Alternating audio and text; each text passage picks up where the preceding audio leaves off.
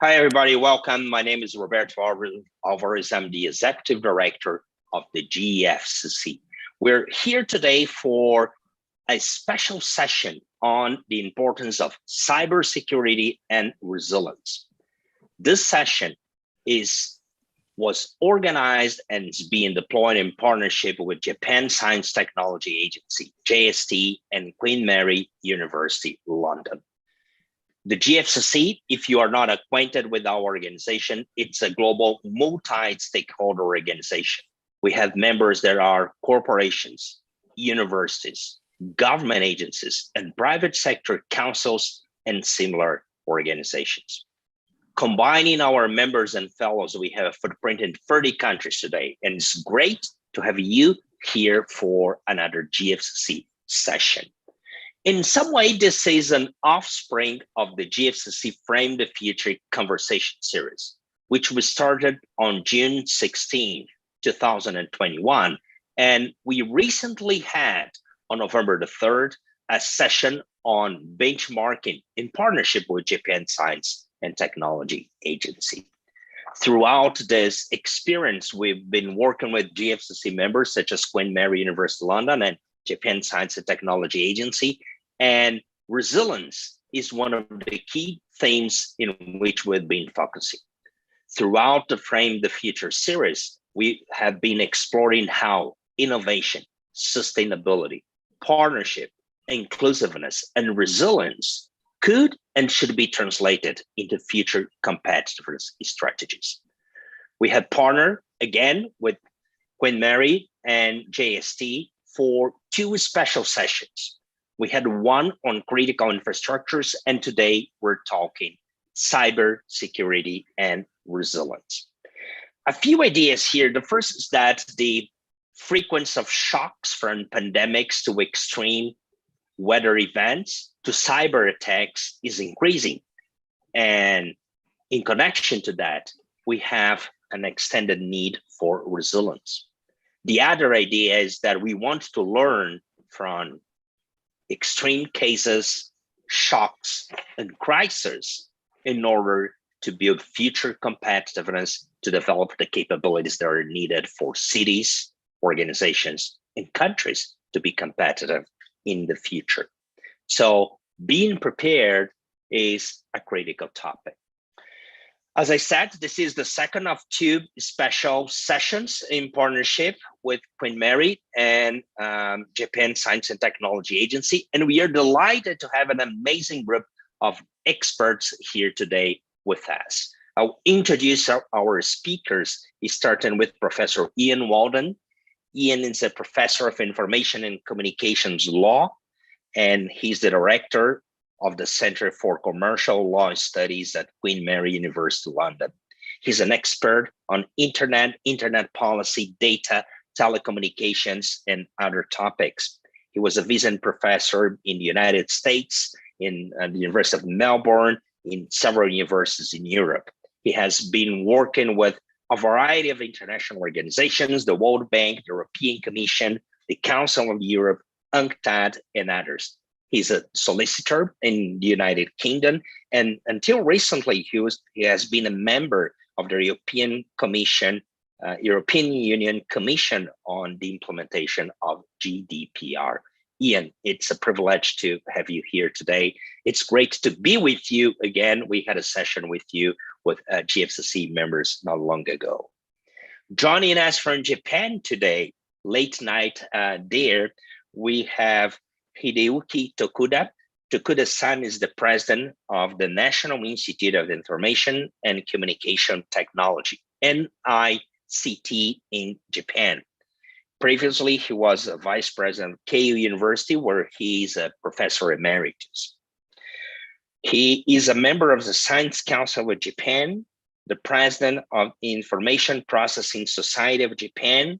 He was a vice president of Beyond 5G, the Beyond 5G Promotion Consortium, and he also chairs the Smart IoT Acceleration Forum, among a variety of other capacities in Japan and worldwide. Takada-san, it's great to have you. We are honored to have you here today with us. And from the United States, we have Dr. Ron Indek. Ron is the CEO of QNet Security.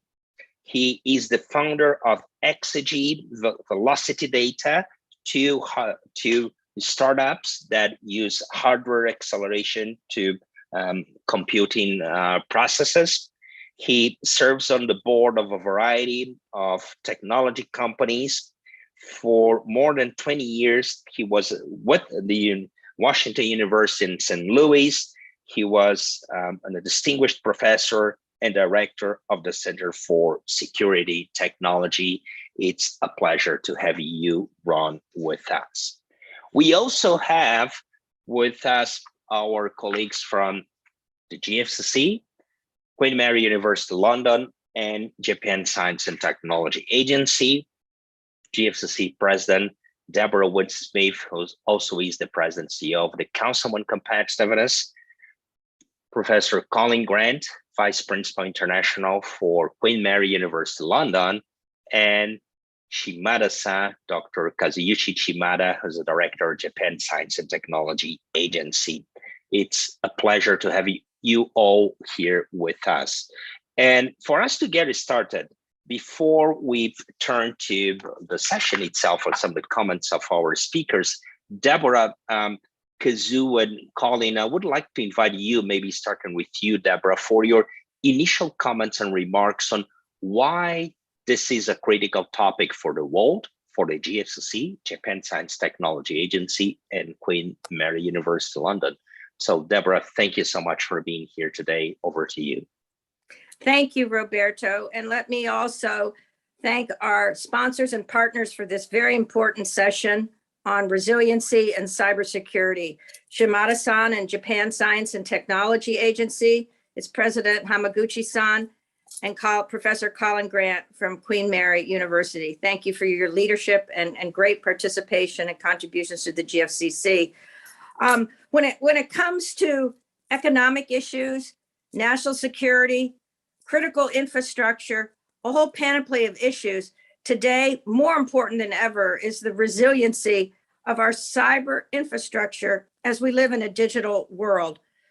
Digital technologies, as we know, now form the foundational infrastructure for our global economy and national security, for society, and yes, for our personal lives, enabling us to have this great series of conversations through the GFCC. And every hour of the day, businesses not only depend on this critical digital infrastructure, but also the proprietary and strategic information that flows across these networks and platforms.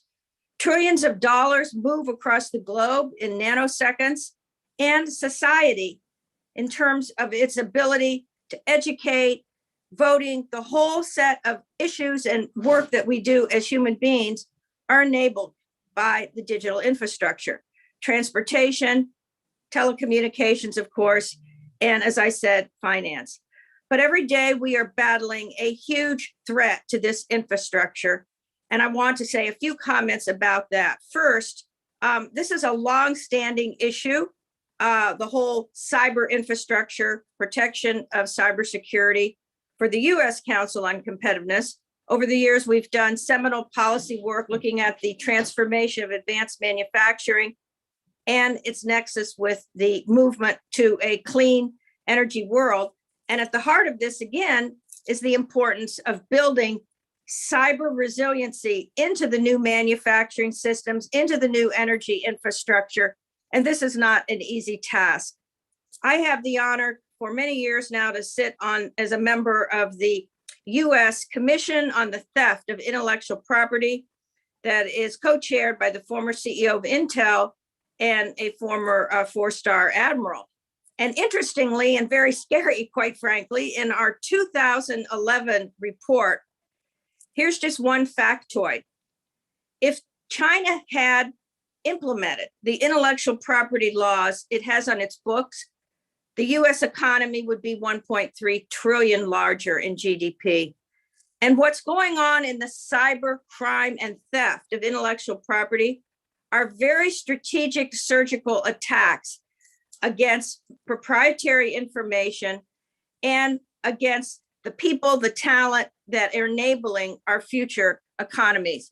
Around the world, banks have had millions and millions of dollars stolen. Ransomware attacks have disrupted operation and cost companies, again, not just financial loss, but the loss of trust, the loss of customers, and huge damage to their brand. Target being one when there was a very serious cyber attack. And of course, the US government and our Defense Department is also subject to this. Billions of individual accounts, people's personal data, we know the list goes on and on and on. And so as this physical and digital world converge, and we increasingly live in the fourth dimension of existence, the cyber world, resiliency and building in not just software, guards, gates, and guns, but also enabling cyber infrastructure through the critical hardware platforms, next generation microelectronics, and as we move increasingly into a world in which artificial intelligence and soon quantum platforms will be enabling this as well. So with that, let me welcome again our great panelists. We're going to have a really dynamic discussion, and hopefully Roberto will come up with some potential solutions. I will say that, you know, the most interesting example of what's not being done in protecting cyber infrastructure is something called cyber hygiene. And surprisingly, and every year Verizon has a great report on this, many companies, many organizations inside their own operations, including universities, et cetera, do not even take the simple basic steps that are important for cyber hygiene. So we have that at the very beginning, and then also, you know, the new capabilities, the new systems that will harden our, not only our networks, but our cyber ability and infrastructure. So with that, let me turn it back. I know, Colin, I think you're going to make some comments, and then Shimada-san. Thank you, Deborah. Colin, over to you. Thank you so much, Roberto, and thank you, Deborah, for those typically eloquent introductory remarks to what is a wicked set of problems. So greetings from London. Resilience, and particularly inclusive resilience, has long been a concern of Queen Mary University of London and its Global Policy Institute, as can be seen from our Resilient Futures India initiative and evolving work with Pakistan, not to mention our trilateral partnership with GFCC and JST. The relevance of resilience has been given far greater urgency, of course, by the pandemic. Resilience, we know, is deeply ramified into health systems, physiological and mental well-being, and of course, data systems. Cybersecurity presents a particularly salient form of resilience need. In the late 1940s, cybernetics arose as the field of study of control systems between machines and humans, or what were then called trivial and non-trivial machines. I don't think the distinction holds any longer. Derived from the Greek kubernetes, meaning roughly helmsman.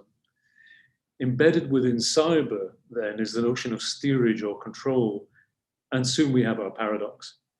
Cyberspace seems anything but controlled, if one considers the multiple actors, not all of them benign. Social media companies, state and non-state actors, to name but a few.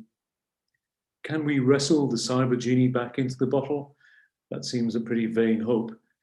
Can we develop new multilateral regulatory frameworks that bring helmsmanship back to hybrid cyber reality? I think the jury is out. Cyber subversion seems to be ubiquitous, and the challenge to build security architecture is devilishly challenging. Has cyber, in effect, become a byword for darkness? Cyber attacks, cyber warfare, cyber crime, cyber theft seem to trip off the tongue, but we rarely associate cyber with rights, inclusion, or well-being. So how do we preserve ethical frameworks, rights, multilateralism, and the rule of law in such a fluid landscape? For preserve or reassert, we must. I'm absolutely thrilled to be part of this panel today. I eagerly await insight and light from our most eminent panelists. We're very honored by your presence. Thank you, Alberto. Thank you, Colin. Shimada-san. Yeah, Deborah, thank you very much for providing an impressive word, cyber hygiene. to pursue. We need to. Anyway, on behalf of Japan Science and Technology Agency, I acknowledge GFCC to provide such precious learning and networking opportunities with its wonderful members from around the world. Ron and Ian and Tokuda Sensei, thank you very much for joining us. And I also acknowledge Queen's Mary University London, as well as GFCC, to promote a series of activities together with us, considering the meaning of resilience. This year, under the platform of the Frame the Future series of GFCC, Japan Science and Technology Agency has discussed with GFCC members and started a new initiative with Queen's Mary University London and GFCC under the keyword of resilience. Today's expert series on resilience is a part of the initiative, and resilience is a major topic of us today. This year is the 10th year remembrance of the Great East Japan earthquake and Fukushima accident, and we are suffering from the ongoing COVID-19 pandemic now. We have to reconsider how we can rise above these experiences to build a better future together. And in October, we had a discussion on the resilience of the critical infrastructures. We could note the vulnerability of our logistics infrastructure, which is often overlooked in the expansion of the virtual economy. We were aware that the positioning of critical infrastructure differs from country to country. For example, the importance of mining infrastructure is different in Peru and Japan. As a resilience is largely relied on mutual help, it is important to deepen our understanding of each country's situation through opportunities like GFCC. And on November 3rd, we had a session of Frame the Future series and discussed resilience in context with benchmarking practices framing the future.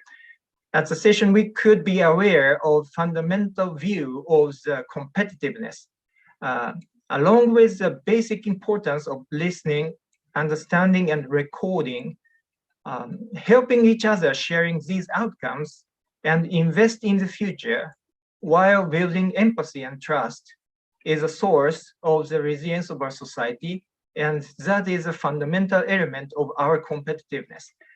And in the expert series today, we discuss cybersecurity.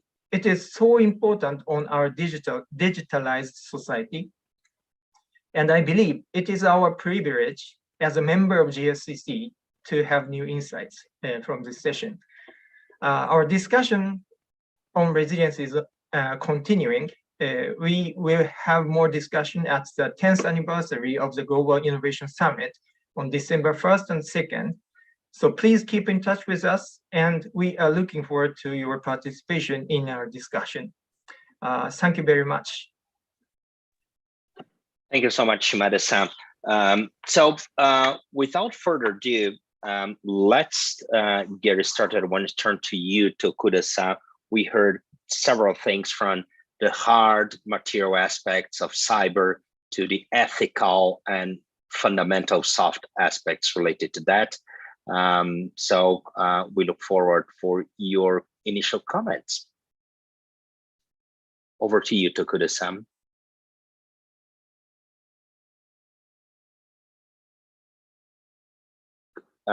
We cannot hear you, and maybe if you could put your presentation into the presentation mode, that would be great.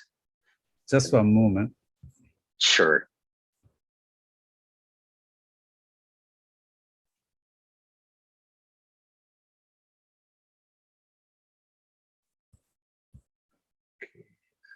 I think that's just one moment. Just one moment. Sure. My PowerPoint.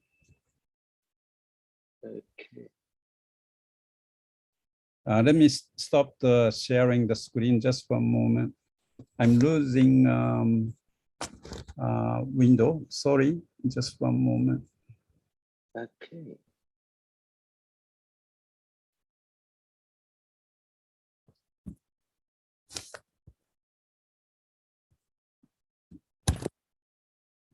Yeah, okay, just one moment.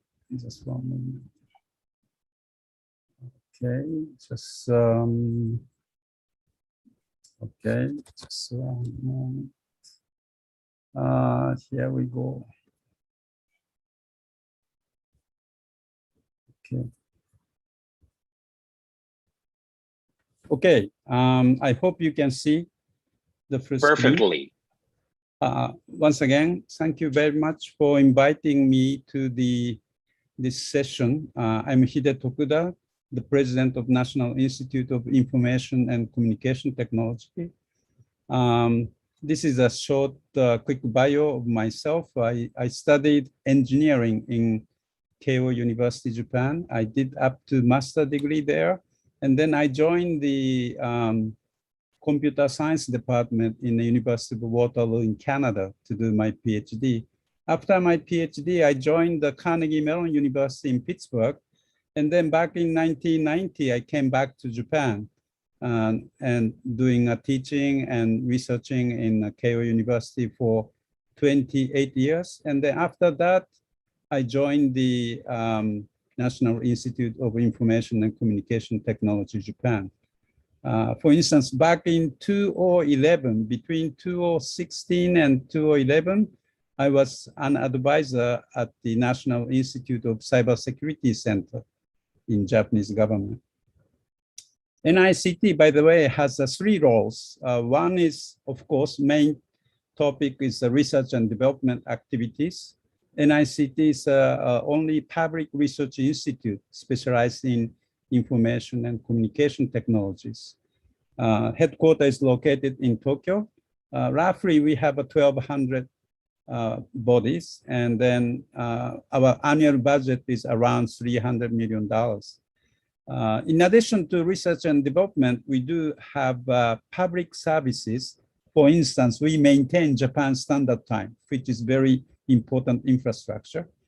Same time, we provide the space weather forecast and also providing a cybersecurity training program for civil servants, national government as well as local government.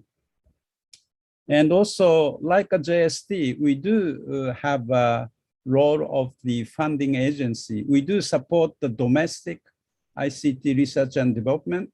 At the same time, we do support US-Japan, EU-Japan, ASEAN-IVO, and Taiwan-Japan project as well. Here's a picture I wanted to show you. We monitor, NICT monitor all the traffic in cyberspace, especially for non-used IP address, internet addresses. Usually when we exchange the email, we knew this IP address is the right address. However, malware doesn't understand the which address is in use or not in use. So we have more than 300,000 sensors over the internet, and then trying to capture all the abnormal traffic against the unused IP addresses. For instance, we monitor over 10 years actually activities in Japan. I think monitoring is a very essential activities to deal with massive attack in cyberspace. I should say, single nation cannot defend worldwide cyber massive attack. So we need a very wide public, private, academia relationship. So trustful relation is very important for increasing the defenders movement.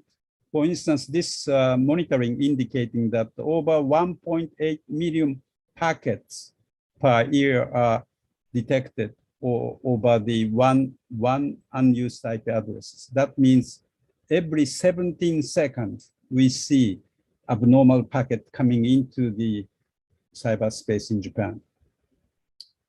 If we look into more detail, we notice, for instance, last maybe 4 or 5 years, we noticed that the nature of traffic is a little bit changing.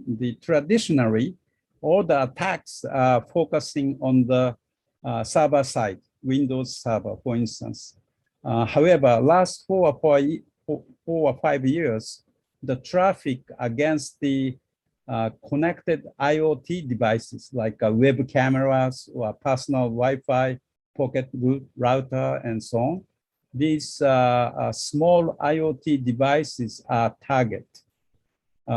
Roughly 16.3% plus 3.1, well, roughly 20% are focusing on, more than 20% are focusing on the IoT device related attacks. In addition to that, last 2 years or so, we noticed that the attack against cryptographic like Bitcoin or Ethereum traffic is like 1.6%. This is again new trend, but here's a map of devices. X-axis is the level of management of the network. For instance, connected smart meters are well maintained by energy companies. On the other hand, your home, smart home devices or smart appliances or smart healthcare devices are not well managed. Y-axis is the movement of device, fixed device or in move, okay? Like a connected car, connected bus, connected train, smartphone, personal robots are moving around. But these things are new target of the cyber attack. So one problem, this is my last slides. The issue, one aspect is the asymmetric problem. Asymmetric problem means that the attacker's cost is much less than defender's cost.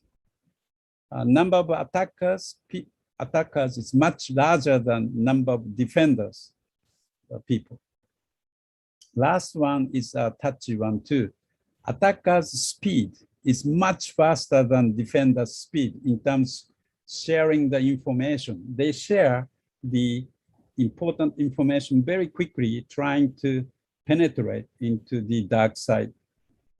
How to change the game? I think one aspect is when we create the new infrastructure or devices, we should think about like a security by design principle or privacy by design principles. So again, once I said single nation cannot defend worldwide massive attack. So we need to create the defenders movement, new type of defenders movement, public, private, academia, partnership is very important. At the same time, we need human resource development as well to improve the resiliency of our society. Since information is invisible, not easy to understand what's happening in the cyberspace. Thank you very much. Let me stop here. Okay. Thank you. Thank you so much, Takuda-san. Ron, I want to turn to you, and Vanessa, maybe we could stop sharing Takuda-san's presentation here. Ron, you are one of the top global experts in cybersecurity. You've been at the forefront of research and implementation, involved with different tech companies. I think we heard very clearly from Takuda-san about changing patterns. So what's your take about this changing landscape on cybersecurity and the relationships with the resilience of economies and societies? Over to you, Ron. Well, thank you very much. Really appreciate being included in this. I'm hearing from Deborah and from Colin and Takuda Sensei that we're going to have some very consistent tones here. You took down the slide, that last slide there. You could have left it up because I'll speak to that as well. No, I'm just kidding. But you know, it's we see some very important things that we have to do these days. So good morning, good day, good night. I think I know people in just about every time zone that's represented here. And Shimada-san, you mentioned the 10th anniversary of the tsunami. When I was in Japan, I lived in Sendai for a couple of years. Absolutely awesome place. So look forward to returning soon. We've heard a couple of different definitions of resilience. Being a technologist, I went to NIST, which is our National Institutes of Standard and Technology. Takuda Sensei mentioned that they're running, the Japan Standard Time. So my watch is tagging a tower from NIST over in Colorado. They're part of the Department of Commerce, so they try to make business happen and reduce the friction there. They tell us how big a meter is, but they also run standards like cryptography and like the cybersecurity issues and models that we have. So their definition of cyber resilience is the ability to withstand, restore, and adapt to stress and attacks on systems that use cyber resources. We recognize that this can be malicious, it could be natural disasters, but it's on us to figure out those solutions, as we just heard, to be able to defend, detect, and repair the systems, as well as recovering the things that are either taken or at risk. So over the past couple of years, we definitely have had a public that is being sensitized to cyber resilience.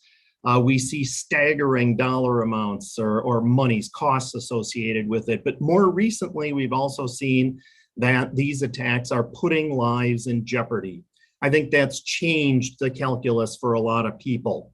And not that it wasn't there before, but again, I think it's just really top of mind for people these days. We're learning that we can be attacked not just by a plane dropping bombs or somebody coming in, but damage can be done from afar, unseen over the network. So we have to be able to understand and prepare for those things that are over the horizon. We've also learned that operations technology, or OT, is important in all the critical infrastructure that Deborah and the rest were alluding to. And we know that it's big business. I've seen all kinds of different estimates. The last one I saw was $6 trillion a year are either devoted or lost to cyber attacks. That's double. Just to put it in scope, that's double the revenue of the top 10 businesses globally. So we're currently in a state of technical debt. We haven't been paying into the investment of solutions and manpower to be able to solve these things. But I think that is changing. If we think about a hospital, we understand that they need to buy new equipment, a new MRI or a new technique or tool, and they have to prepare and improve their cyber resiliency. So today we see many solutions, as we've already heard. A lot of the things, whether it's AI or elements around, a lot of things are in detection. And what I'd like to also bring up today are the great efforts that are being done in prevention. This is similar to an HMO, following up on that health example.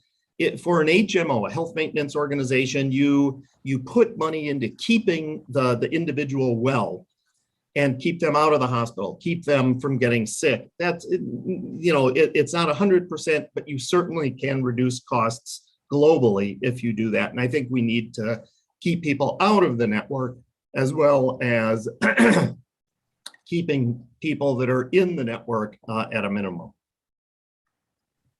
So as we pay this cybersecurity debt down, we have, again, as Takuda Sensei said, we have to have cybersecurity as a system design criterion. It has to be cybersecurity by design. It can't be an afterthought. And as we move forward, as Deborah mentioned, we see some new modalities, some new capabilities. We see IBM just mentioned 127 qubit quantum computer yesterday.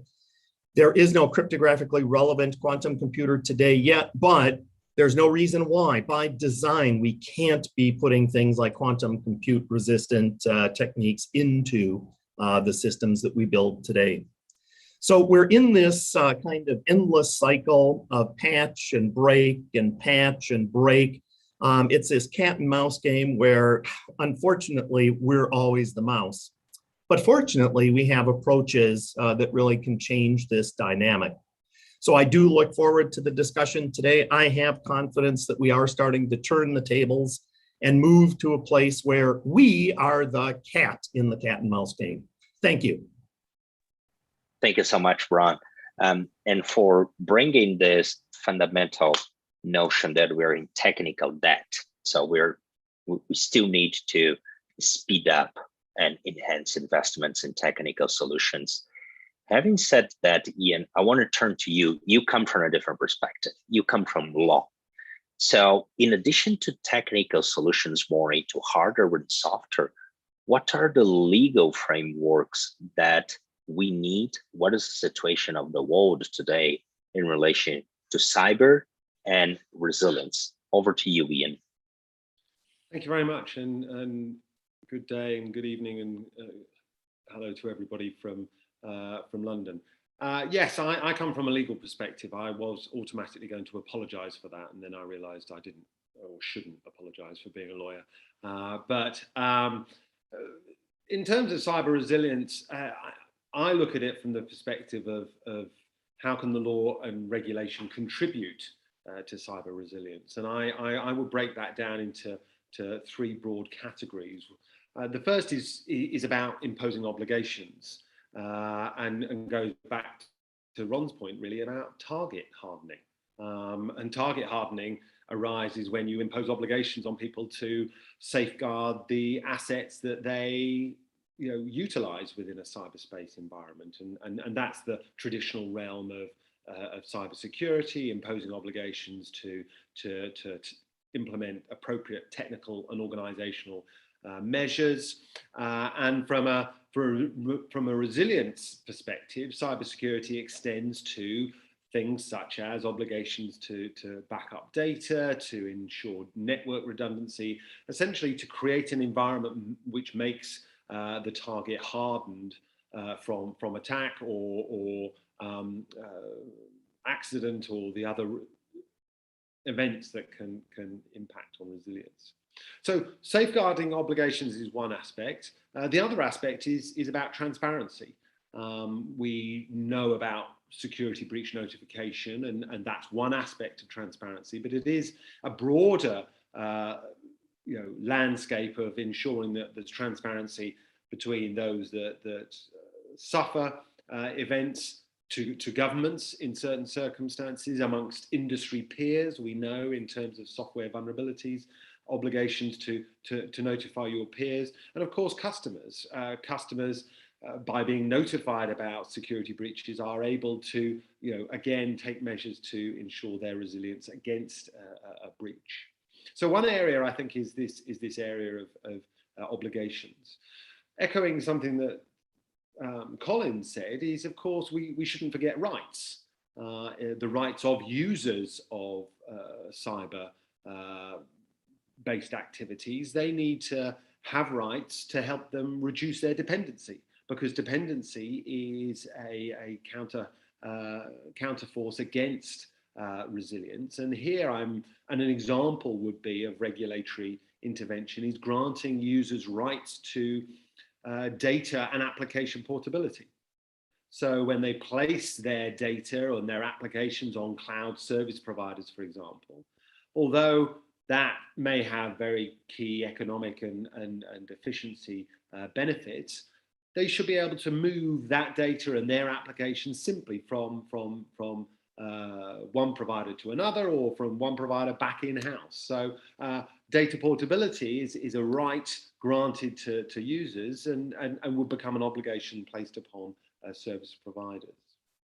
The last area of regulating resilience is what I would refer to as infrastructures. So infrastructures that facilitate resilience. And here we get into more controversial policy decisions about regulating the supply chain. And we are seeing increasing examples of that, of governments controlling foreign direct investment into a jurisdiction because of concerns about security and resilience. We see regulation of what is referred to as high-risk vendors. So actually addressing particular types of entity and their place within a supply chain. And lastly, the localization requirements. And I do recognize this is controversial, but many jurisdictions have localization requirements in requiring data to be either retained within a jurisdiction or data residency requirements which require copies of data, data that is considered to be critical to the nation to be kept within a particular jurisdiction. So we see these three layers of laws and regulation: obligations upon to target harden, rights to reduce dependency, and infrastructures to facilitate resilience. And wrapped around all of that is, of course, the role of regulators, because why do people exercise rights, comply with obligations, ensure appropriate infrastructures? It's because there is an oversight and an enforcement of those, and government is not well placed to do that, so we create regulators. We create regulators for data protection, for cybersecurity, and although such regulatory frameworks are important, we also need to bear in mind that their vulnerability to regulatory capture, their vulnerability to having a lack of resource, asymmetric information vis-a-vis those that they regulate. So building regulatory structures that can appropriately oversee and enforce what I consider to be a range of legal and regulatory approaches, I think would be a way that could better enhance cyber resilience. I've got some more comments, but I think those will come up during the course of the discussion, so I'll leave it there. Thank you very much. Thank you so much, Ian. So in this first round, we really started seeing how the landscape's changing. And I would say Takada-san pointed to the fact that we need solutions by design.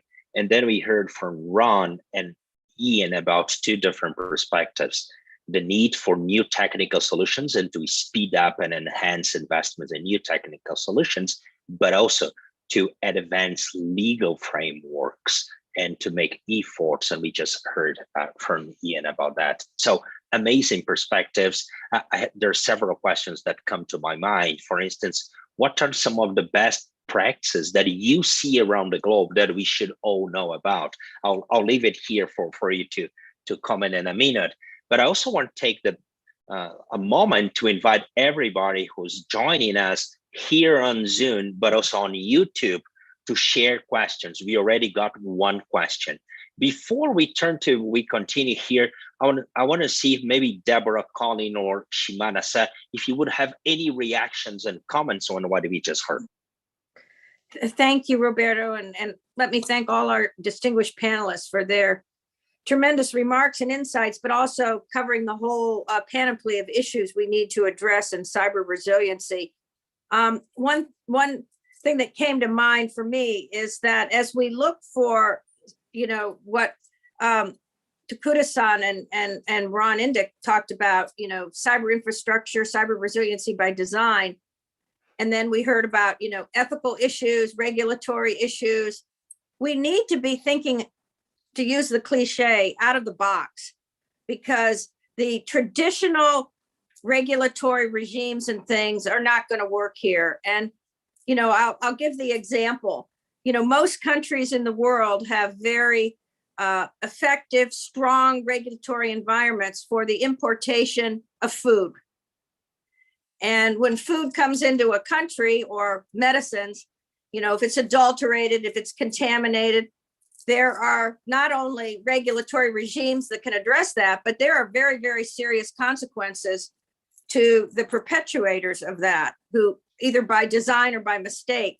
So we need to think also in response to cyber attack, cyber crime, new ways to respond to that, as opposed to just, oh my goodness, we've been hacked, we've lost all this money, our systems are a mess.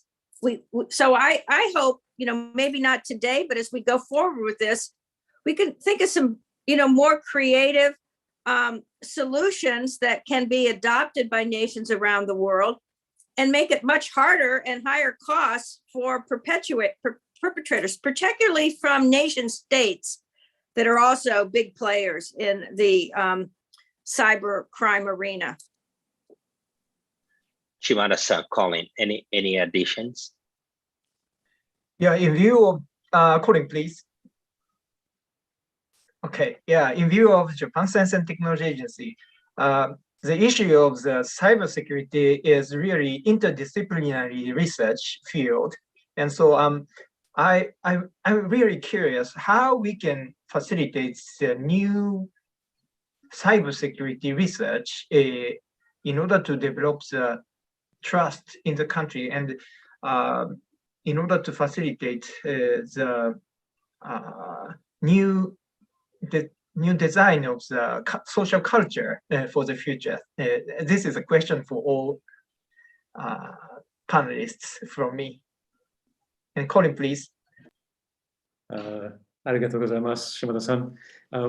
Absolutely fascinating insight from all three eminent speakers. And I confess I'm even more concerned now, given the very stark message about asymmetry, the need for a defenders movement or regulation or oversight. And I find myself thinking about the extreme pressure we now see on the multilateral system, that consensus seems to be even more evasive than it once was. And arguably a defenders movement oversight will require that buy-in, that consensus to build something multilateral. So I find myself turning to Ron's very appropriate cat and mouse challenge. What does proactive deterrence look like? And what is the theater of operations for that deterrence? So we are not simply in reactive mode. So just a few initial questions, but a fantastic session. Thank you. Who would like to take on those questions? Who wanted to start? Ron, would you like to? Sure. Yeah, really appreciate the discussion again. So first of all, I did want to say to Ian, as we think about some of the things around rights and privacy, I think those also have to be part of the engineering criterion that we have in the systems. There's no reason why we can't build privacy by design, just like we're talking about cyber resilience by design. And in fact, I think we may put privacy right in with cyber resilience. But the point is, it doesn't have to be outside of that. I want to make sure that we think about doing everything at the same time, look at what all the requirements are and get it done. To the question that we just posed, there is, I think there's two parts to that. One is a strong defense. And I thought that the question was starting to stray into an offense. So let me first start with the first half of that. It's a little bit easier. I think everybody or nobody has problems with strong defense. We can think about, putting a strong shield around what it is that we're doing. We have to recognize that it's boundaryless in this. We can't think about us as whatever we are, whatever entity we are, whether it's an individual, a country or state, or some kind of business, we have to think about it more globally in both the geographic sense as well as understanding that we need to do it fully in order to help to maintain our control, to get that cost and speed, or what I like to think about is the cost efficiency. We need to change that balance, strengthen it so that it just costs too much to make an attack. So on the defense side, we do have and are starting to get more and more practiced at what we can do on the defensive side. I already mentioned that things like detection versus protection or prevention is a good thing to be thinking about. We already have some techniques that are provably secure that we can use for network intrusion prevention. So keeping that cost very high for an adversary. And there's a lot of techniques and technologies we can talk about. Going into the offensive, I think that's a much broader question, or sorry, much deeper question that I think we need to think about. If it is boundaryless and we are starting to do things on an offensive basis, what does that really mean? What laws apply to that?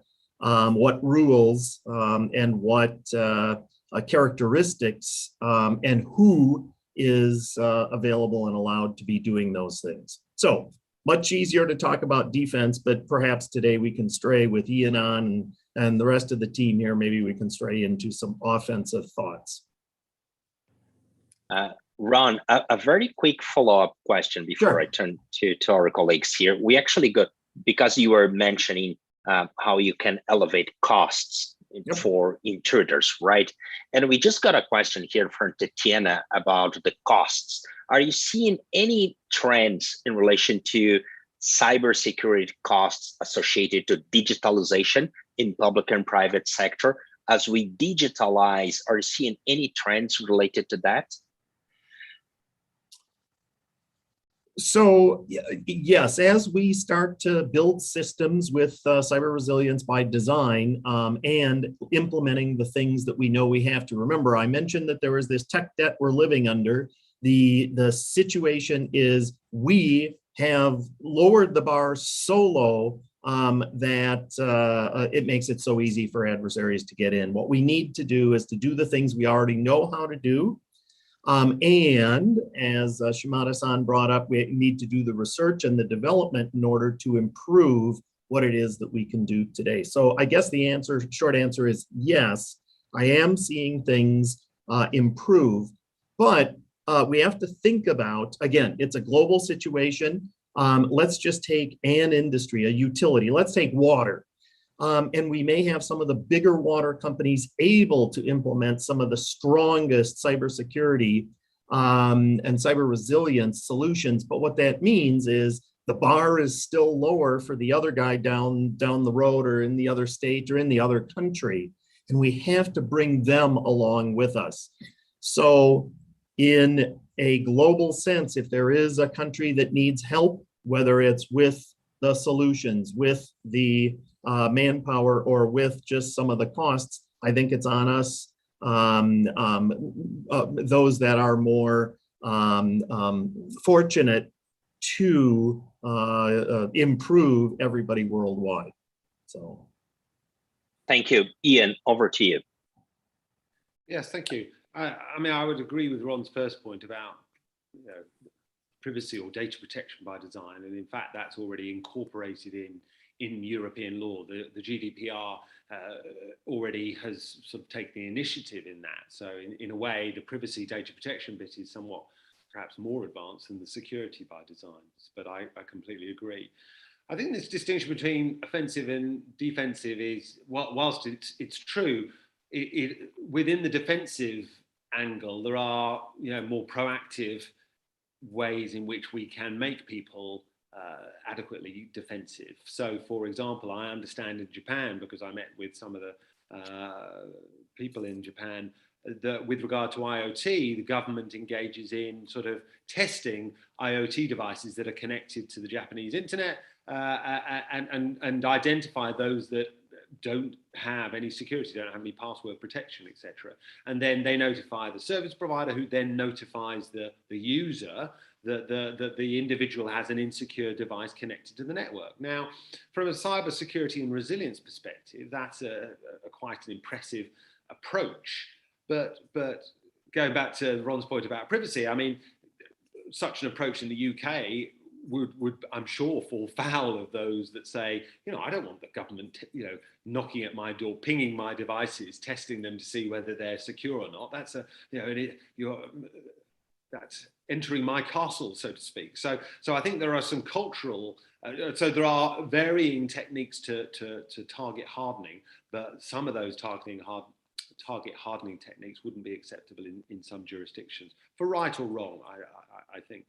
Now, in terms of the cost of cybersecurity, I mean, my experience of it as both an academic and a practitioner is data protection as the prevalent cybersecurity lead in Europe has cost a huge amount. I mean, the compliance associated with GDPR compliance is great, and I don't say that in a positive way, because I think the bureaucratic framework that sits around GDPR means too much money is being spent on the wrong thing, the bureaucratic hurdles and the tick boxes, rather than focusing on systems and data protection by design and default. So cost is a driver, and for the GDPR, the driver has been very large fines. I mean, when you have the fear of very large fines, people take action, but that doesn't mean that they're necessarily going to spend monies in the right way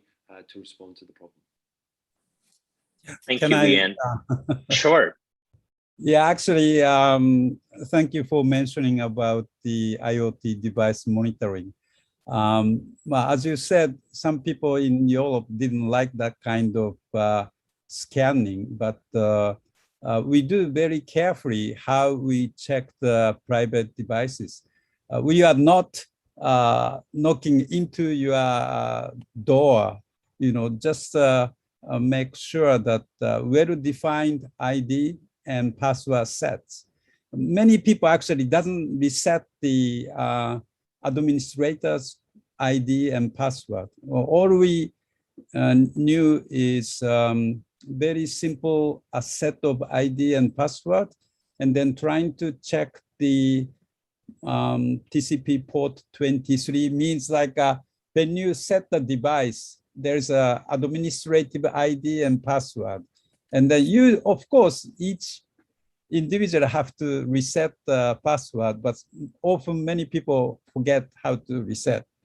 So this kind of notice is actually minimum effort to increase the public cyber hygiene activities. So that's, again, each country has a different opinion. Like in Japan, for instance, we do not like to have deep packet inspection capability by ISP. We understand that too. Some European country does provide deep packet inspection for the people. Actually, some kids trying to abuse the internet, trying to see the lots of contents. So the parents would like to detect what's happening in my home. So some people can actually ask for help. But again, each country has a different culture. And again, this is again a little bit related to the social cost as well, which is cheaper to maintain the clean cyberspace situation. I would like to add one more thing is that usually this cyber attack or cyber resilience issue is only discussed among the techie types. So we need more involvement from the social science type people. Why people are hacking to the other institutions or other nations? I understand, for instance, some country, they need the money. In order to survive by themselves, they set some ID and password from the dark web and then trying to penetrate into the many companies' secret data and so on. So there's some social issues in many places around the world. And then that kind of things have to be analyzed. And then why this ransomware increasing, why this targeted attack, or why this type of DDoS attacks are coming into the Olympics or Paralympics. And so some kind of social scientists have to involved in this kind of human activities, you know. Again, also some folks are using AI technology to generate the attack. So situation is bad, you know, attacking AI versus defending AI, and we're trying to match to each other. So it's a very mess situation. So we really would like to create a healthy, clean cyberspace for the future society. That's a very deep problem. Yeah, thank you. Thank you, Takuda-san. I know that Deborah has a comment. I just want to leave a question for you here, Takuda-san, that maybe we could go back to that in a few minutes based on what Shimada-san had commented before. And it really is about the research agenda for cyber. But Deborah, over to you. Yeah, I just like to mention also the issue, since we're talking about competitiveness and resiliency and, you know, economic growth and inclusive prosperity that takes jobs and all these things to provide standard of living for our citizens, that in many countries now, the large corporations that are listed on public exchanges under their filings to, in case of the United States, the Securities Exchange Commission and others, they have, you know, beginning requirements to at least disclose that they have cybersecurity standards and infrastructure in place, not going in, of course, to every detail, but that's part of their requirements. And we're seeing now, and this just, you know, last week finishing with COP26, corporations around the world are both voluntarily and increasingly being required to disclose, you know, all of their systems around reducing carbon, around governance issues, inclusivity. And so, you know, there are beginning disclosure processes that don't get into the proprietary structure of companies, but show, you know, if you're going to invest in a company and you look at their 10K and you don't see that they have any systems for cybersecurity, you're thinking, well, you know, I don't really want to put my money there. So I wanted to raise that, but I also want to put Ron on the spot a little bit, because what we're talking about in the acceleration, I mean, during the pandemic, we saw a huge increase of cyber attacks against the US pharmaceutical companies that were developing the vaccines, massive attacks. We're seeing accelerated attacks as we move into the quantum space because of, you know, the difference in quantum systems. Ron, what can we do to move beyond software, guard gates, and guns, which are going to always be hackable? That's the technology frontier.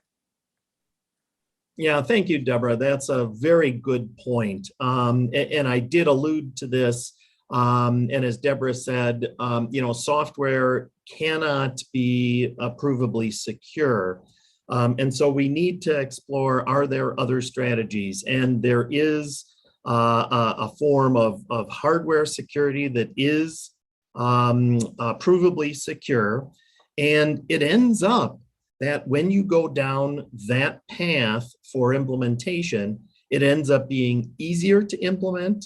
It ends up being more cost effective because it's lower in maintenance, and it helps get us to that point where we have the prevention of several of these things that are going on. Just as I say, keeping people out of the network, out of the mischief, out of that challenges, you know, it raises the bar and it puts us back into the driver's seat, or it makes us the cat. I'd like to just add one more thing to something that others have talked about. Deborah, you mentioned some of the SEC governance requirements for the 10K filings that people have to have on their board, a cybersecurity expert, and so on. So there's lots of of sticks. There's lots of regulations. I'm wondering if we can think more about some of the carrots, some of the inducements. One thing possibly could be insurance. We're starting to see that cyber insurance is taken a little bit differently now. The insurance companies don't just want to blindly go in and say, I'll insure you for this amount, and if it happens, I just pay you. But rather, they're starting to do their own analyses of the organizations, just like an investor would do, Deborah. These are basically the same thing, that if you are not taking cybersecurity appropriately seriously, then you will not have an insurance premium reduction or something. But just a thought. I don't know if anyone has any other thoughts. Thank you so much, Ron. I just want to invite everybody, if you have a question, please share that with us. We will pull your questions, be part of the conversation, and please use the Q&A feature here to do that.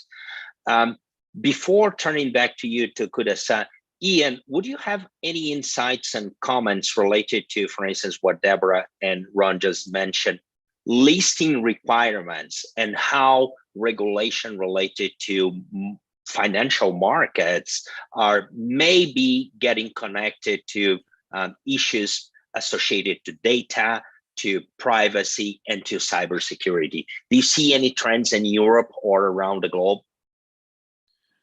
I mean, the point Deborah makes about investors is obviously very key, but it's just, you know, a series of different I mean, it falls under my topic of transparency requirements to be transparent to governments, investors, industry peers, and customers. All of those are tools, but obviously transparency also depends on the recipient, you know, being aware of what's being disclosed to them and acting upon that. And we know that, you know, despite Deborah's statement, you know, investors are quite happy to invest in things that aren't necessarily secure because the money's too good. You know, I mean, I still think cryptocurrency exhibits, you know, a number of characteristics of those sort of markets. But so transparency obligations is one side of the coin, but I think it was something, I can't remember who mentioned it, but it's about literacy as well. It's about governments and investors and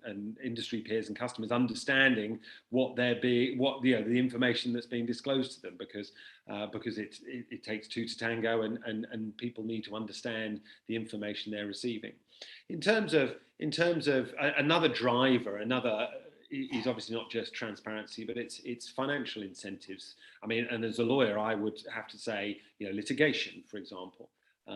If we can facilitate, you know, liability being imposed upon those that operate insecure systems or systems with a lack of resilience, then that will generally improve standards across the board, and that may be regulatory liability, you know, the large fines that you can get from the FTC or from European regulators.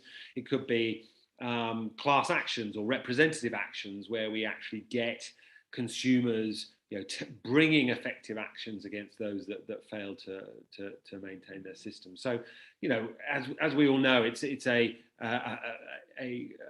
constellation of different responses, but certainly, you know, money is an obvious incentive to encourage those to protect their systems better. Colin, I see you have a question related to that. Would you like to comment? Happy to do so, Albert, if I can find my own question. I wanted to return us to multilateral frameworks and test the hypothesis and assumption that we still think global governance matters, despite all the evidence, that is still feasible at all.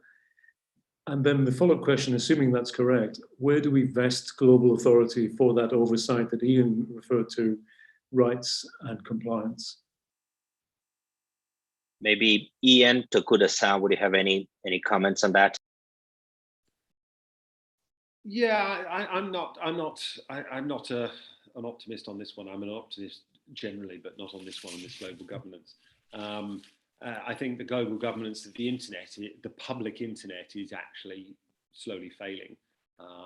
ICANN and the whole regime that sits around that. We clearly now have a bifurcated ecosystem where vast amounts of the network over which, you know, the services we know and love are transported, our private networks aren't part of the public internet, because the public internet has become invested in a governance framework that makes it very slow moving and very difficult to change direction. So I think we do need to actually look at the governance frameworks we've got and say, well, actually, perhaps that's no longer fit for purpose. Let's reconsider it.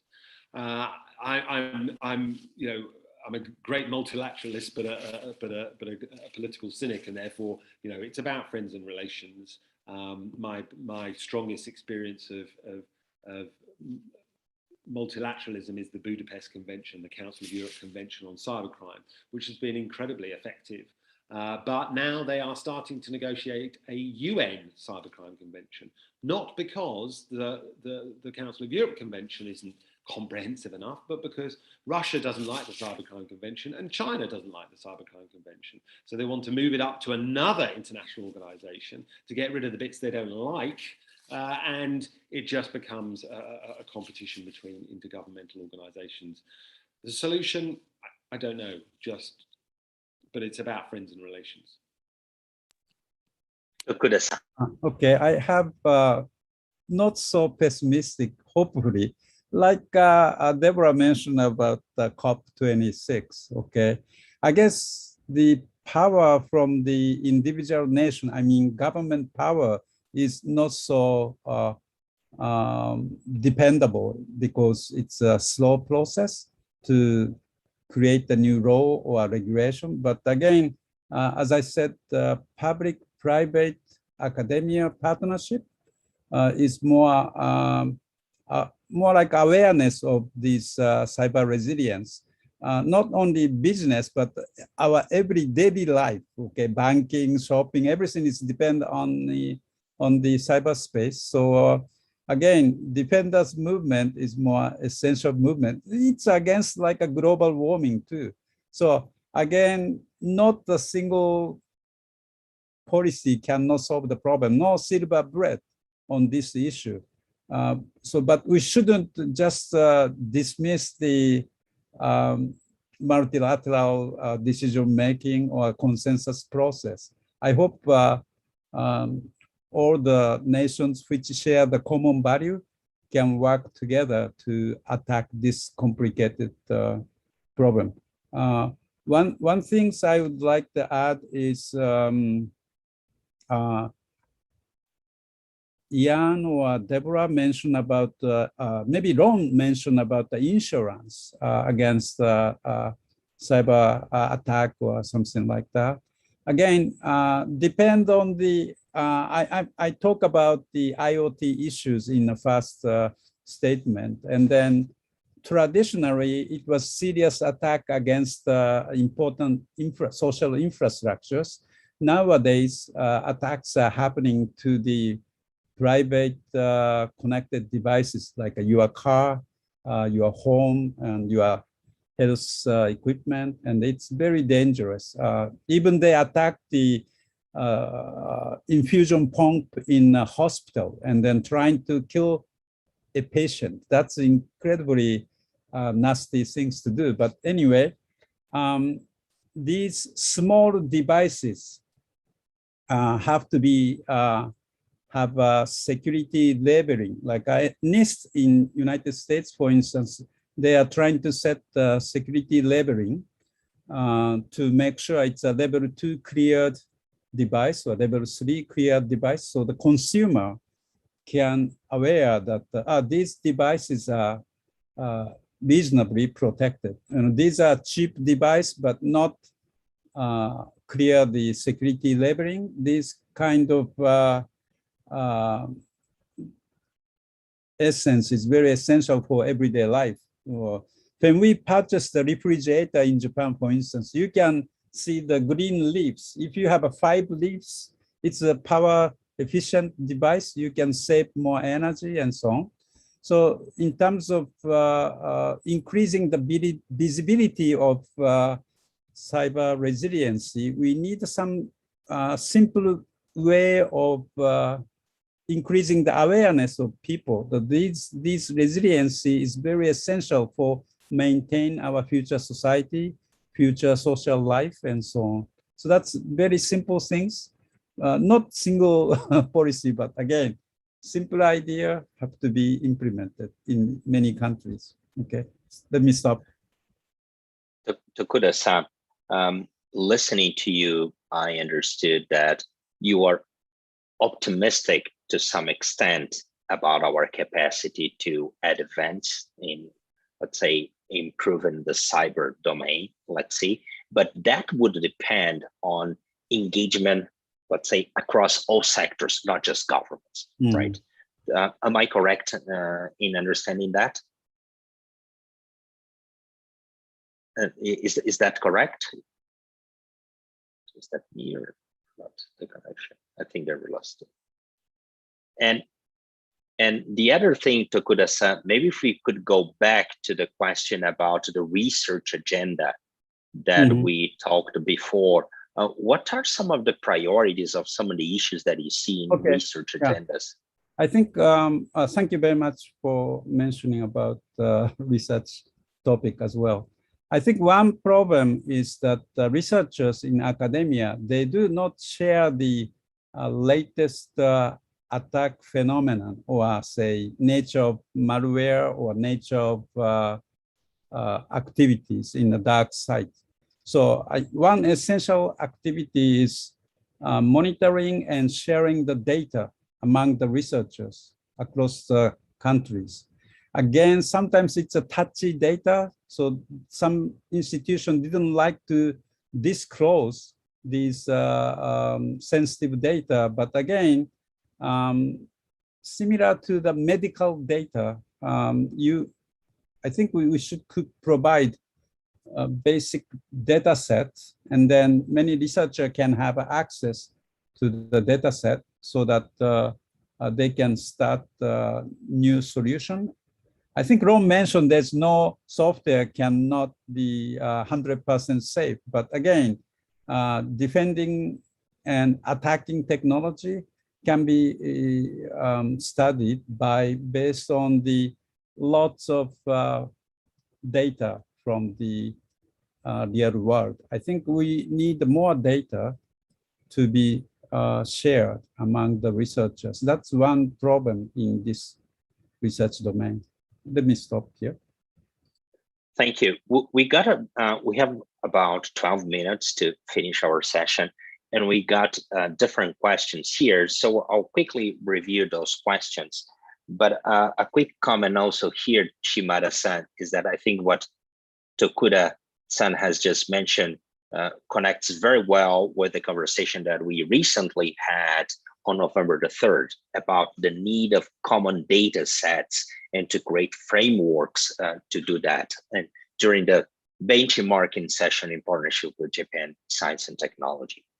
So a few comments and questions that we got here on the Q&A. Do you see, so we got comments from our colleague Jerry Houghton about insurance and the need to address that in the developing world. So maybe it's one topic for conversation, global asymmetries, what we could do in the developing world, emerging nations, right? So in terms of standards also, do you see any opportunities for reporting standards for cyber in line with the things that Deborah had commented about ESG and the momentum that was created by COP26? Do you all see any opportunities to drive, and even for the GFCC, to support anything related to cyber standards and reporting standards for cyber? And finally, a question about cryptocurrencies. If you see any opportunities or research related to cryptocurrencies and insurance for cryptocurrencies, and this is not Anna, I think, I'm not sure if I'm capturing well your question, but over to you. Who would like to maybe to pick on those questions? Ian, please. Yes, I just wanted to respond on the standards point, which I think is important, because it's not just about standards, it's also about certification, because certification is about, again, telling the world that you meet a particular standard. I mean, my concern at the moment is we're seeing essentially a proliferation of standards. Just in cybersecurity, from ISO 27001 to PCI DSS to, so there is this sort of proliferation or jungle of standards, and that actually, whilst I recognize the reason behind it, it actually then makes it less of a valuable tool. And what we end up seeing is badge collection. And in the field that I work in, cloud computing, you look at the big platforms, AWS, Google, and Microsoft.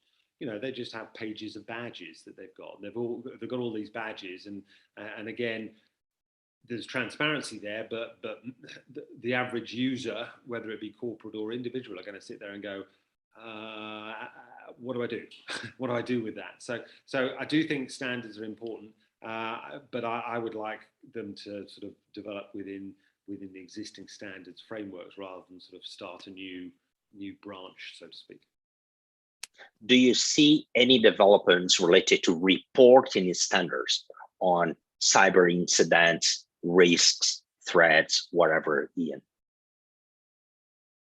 Yes, I mean, there is. I mean, going back to Deborah's point, I think within the investment community, if you fail to report a risk, in annual reports, in your audits, then you potentially become, exposed. So, traditional auditing processes should really pick up some of these things. I'm not sure they are, but yes, the mandatory reporting obligations under US breach notification or under EU breach notification has to be a good tool within the kit. But again, it's where does that information go and what's being done with it?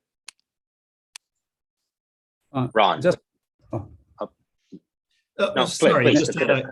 just had a couple of quick questions. Is that okay? Or okay. No, may I add one comment on the standard? I think among the researchers, I think sharing for instance, the malware information, traditionally it was exchanged by natural languages, but it was very inefficient. So we have, for instance, XML-based, well-defined malware description.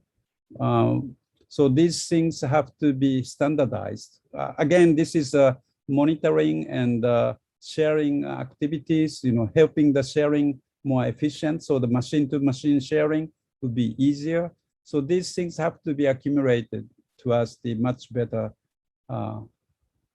community for the better activities. Sorry for wrong, so go ahead. No, not at all. And I really appreciate that. So just a couple of things. One thing, I think the information sharing is critical. I think it's important. I think that's how we're going to skin a lot of this, a lot of these cats here. The kinds of things that you're doing at NICT with, the IP addresses, and you just brought up malware signatures and so on. That has to be something. Again, we talked about the boundaryless cyberspace that we're living in. We have to be able to, share that information much more readily than we are today. I know we try, but I'm not sure we do such a great job. My point in the insurance, I just want to make sure, I'm sure you guys all got it, but just to make sure, I was hoping not that insurance would come in and pay for things, but rather the opposite, that they would incentivize us to do the right things. Just like if we don't have fire suppression in our building here, if it's not something that's been legislated, which I suppose it is, but at least the insurance people would come in and say, wait a minute, we can't insure this building, or you're going to pay this amount or whatever. And that's where, I was thinking around that. And I think kind of to Ian, you mentioned the culture or mentioned kind of where we're at. As we talked earlier, we're seeing every day the general public is seeing articles and the impact and effects of cyber attacks on utilities, on the financial markets, on hospitals, and so on. I think we have an opportunity to take advantage of that sensitivity that people have today and try to turn that into action, just like the COP26, just like that's in the news now. People are talking about it, thinking about it, and I think they can, we can more easily get some things passed now, perhaps, but I think we need the same. We need to take advantage of that same mind share and that same sensitivity that we have in the general public. The last thing, I know we were talking a little bit about information in other countries. And again, I'll just say, one more time that I think it is our responsibility to help those countries that are less fortunate, whether it's a developing country or less fortunate for whatever reason. I think we should do that now. It's going to impact us in a very positive way. Think about it as that could be one place where cyberspace could start to crack, crumble, or impact us. So if we shore up their infrastructure, it's only going to help us. So, sorry. We have, that was great. We have 5 minutes to go. So maybe we could go for a final round with you, Ian, Ron, and Takada. I give you 1 minute to each one of you before we turn to Deborah, Colin, and Kazu for any final remarks. So, and in doing that, if possible, are there any best practices or examples that everybody here on this call or folks we will watch this video afterwards should be aware of? And any other final ideas and comments that you may have? Ian, over to you. Starting with you, maybe. I can't think of a shining example. I mean, I do think, the shift to cloud computing as the dominant paradigm for the way in which we process data will have an impact on our resilience. I would hope it would be a positive one because, but evidence with the recent Facebook fallover suggests that perhaps we trust too much in these large corporations to have resilient systems. I mean, I think that big issue in cyber is actually companies don't understand their systems. They are so complicated. The supply chains are so vast. The software is so complicated. I think a real problem for organizations, public and private sector, is they actually don't know how their systems work, and therefore that's an inherent inability to be resilient. And I come, I have experience of that in a number of environments, but that inability to know your computer systems is a real problem. Thank you. Know your system. Ron, thank you. Yeah, that's huge, Ian, for sure. I think just to own up to the tech debt that we have and make sure we make those investments. We just in the U.S. we just passed a law. It was about $1 trillion in size. It includes $2 billion in cybersecurity. That's awesome, but that's 0.2%. And I think cybersecurity impacts us and is a bigger scale than just 0.2% of our lives. So I'd say push that, increase that, and move forward. Takada. Thank you. Once again, before I finish my statement, I appreciate participating in this session. Okay, I really would like to say the few words on the cyber resilience.